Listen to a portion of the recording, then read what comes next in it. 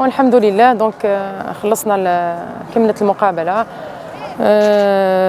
فوز، وقدرنا يعني نسجلوا هدف وحيد، رغم انه كما لاحظتوا انه يعني كانت نقدروا نقولوا سيطره يعني من الفريق تاعنا، خاصه في الشوط الثاني يعني نقدروا نقولوا سيطره كامله. في الشوط الاول يعني بدينا في ال 15 دقيقه الاولى كان هناك يعني شويه توازن، لكن في يعني الدوزيام كاردور وين شفنا الفريق تاعنا كان شويه بعدم توازن، كان هناك يعني ان ديزيكيليبر وين شفنا لا بوسيسيون دو بال حكموها تونس في اوقات فترات، ولكن في اخر 15 دقيقه في الشوط الاول عاودنا يعني استدركنا الامور وصلحنا يعني الاخطاء، لانه شفنا باللي كان ما يخفاكمش انه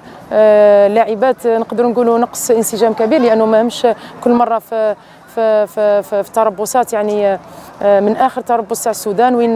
لا جاوا في اخر لحظه ولعبوا مقابله وحيده ضد السودان، وهذاك المقابله ما نقدروش يعني سي با ماتش ريفيرونس، لانه كي نلعبوا مقابلات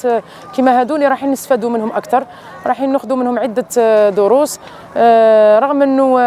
ربحنا وسجلنا يعني هدف وكنا قادرين يعني نسجلوا اكثر اهداف، يعني قمنا بعده فرص، خلقنا عده فرص، لكن نظن مقابلات كما هذو اللي راح يفيدونا في المستقبل القريب، اللي راح نحضروا جد يعني تحضير جيد ان شاء الله للدور الثاني اللي راح يكون ضد جنوب افريقيا. والله نظن الحمد لله نقولوا رانا راضيين عليهم على الاداء، لانه اول مره يلعبوا مع بعضهم، يعني لازم نعطيهم شويه وقت ونصبروا عليهم، لكن نظن ما خيبوناش في اول خرجه تاعهم. الحاجه المليحه بالك روماركيتو لاول مره عاد عندنا يعني لو بون، يعني كما نقولوا احنا كي ندخلوا لاعبات اللي كانوا في الاحتياط ما يتبدلش اللاعب وما يصراش عدم توازن، رانا نحضروا يعني نمدوا الحظ لا شانس لكل لاعبات من اجل يعني رانا نخلقوا بيناتهم المنافسه، باك تكون كاينه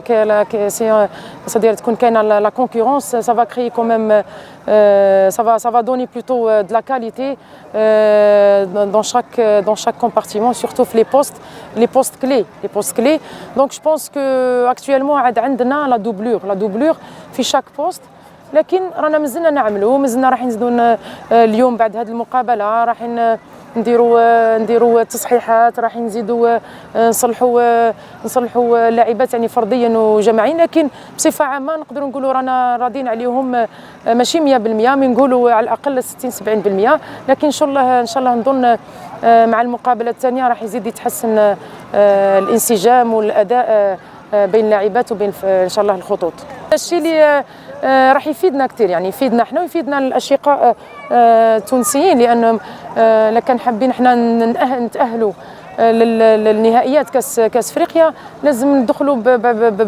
بثقافه الفوز، وهذا الشيء اللي طلبته من عند اللاعبات، انه حضرناهم نفسيا وكانه مقابله رسميه، لانه لازمنا نستفادوا من الناحيه النفسيه، لازمنا نقيموا اللاعبات تاعنا من الناحيه البدنيه وكذلك طبعا من الناحيه التكتيكيه. نظن اللاعبات كانوا حاضرات، وهذا هو الشيء الايجابي، كانوا حاضرات في لي ديوال، لازيت يعني بريزونت في لي ديوال، كانوا حاضرات يعني من الناحيه الذهنيه وكذلك من الناحيه البدنيه لاخر دقيقه، وهذا شيء يعني ايجابي لنا، ولكن نبقاو يعني بكل نحطوا كما نقولوا رجلينا يعني في الارض، ومازال يعني هذه غير مقابلات تحضيريه، ومازال القادم ان شاء الله راح يكون اصعب. المباراه الثانيه راح نشوفوا، احنا رايحين نشوفوا، طبعا مازال عندنا لاعبات اللي ما عطيناهمش فرصه، لازمنا كما قلت لك الهدف تاعنا هو خلق المنافسه في المناصب واعطاء خاصه صدير، لازم تكون عندنا لا دوبلور يعني في شاك بوست افون، من قبل سنوات، من قبل سنتين وثلاث سنوات او 4 من قبل او اكثر، نقدروا نقولوا اي مدرب تاع المنتخب اللاعب يعني تاعنا المنتخب الوطني النسوي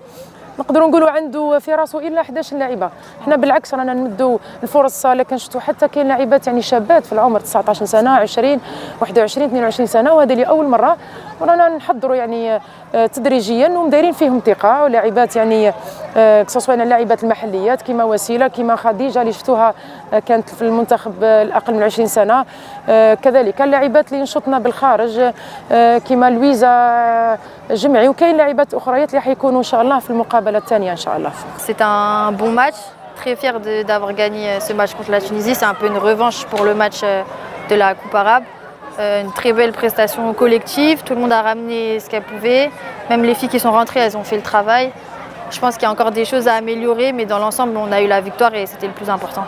C'était un match difficile, surtout au milieu de terrain. Il y avait une bonne bataille. Elles ont aussi des bonnes joueuses, la Tunisie. Je pense qu'on a eu plus de réalisme devant le but, même si on a raté beaucoup d'actions. Je pense qu'on a été plus dangereuse. Il y a encore du travail à faire pour la cohésion entre les joueuses. C'est vrai que c'est que notre deuxième sélection tout ensemble, donc